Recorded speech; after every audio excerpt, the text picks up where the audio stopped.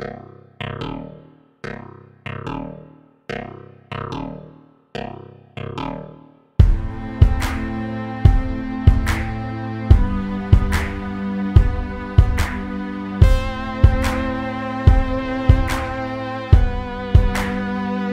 name is Laura Meyers. I'm an artist living in Astoria, Queens. I'm also an art therapist in New York.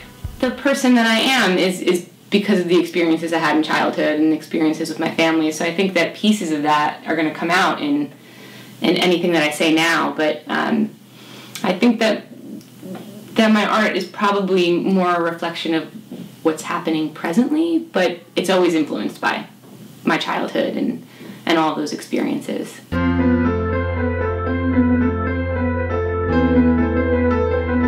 didn't play with dolls, I didn't play with Barbies, I played with animals. I always wanted to be an animal. Like, I'd hang out with my friends and they'd play house and I'd be like the pet dog that could talk to everybody. I feel like each animal can have a different personality and can like embody a different personality trait.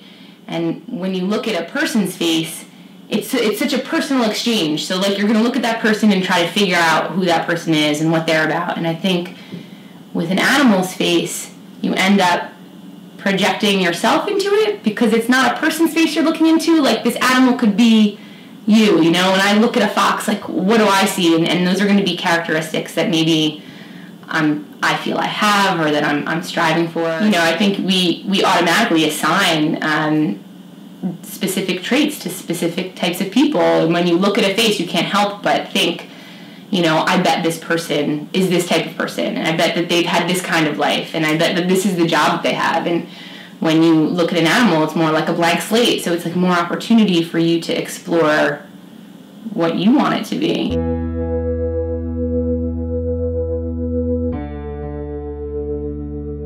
So it's a really different way of understanding, you know, what you're using art for, because I think I had identified as an artist from a really young age, and that's who I was, and that's what defined me, you know? Like, I'm Laura Meyers and I'm an artist, and I was working towards, you know, a career, and I wanted to show, and I just wanted people to like my art and buy my art. And when I went back to school for art therapy, it's like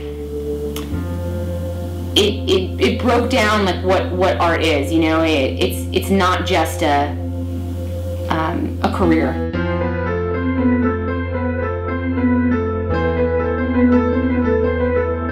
Art therapy does is, you know, a lot of times when someone's going through something like a traumatic experience or a loss or, you know, some kind of major life change that they don't know how to get past, it's really hard to verbalize that because, you know, we can talk about the experiences that we've experienced in our life. Like, we know the language for that. But when something new happens and something that we can't cope with happens, there's no verbal language for that. Like, how do you express how you feel when someone that you love died? I mean, what word is going to illustrate the feeling that you're actually feeling inside?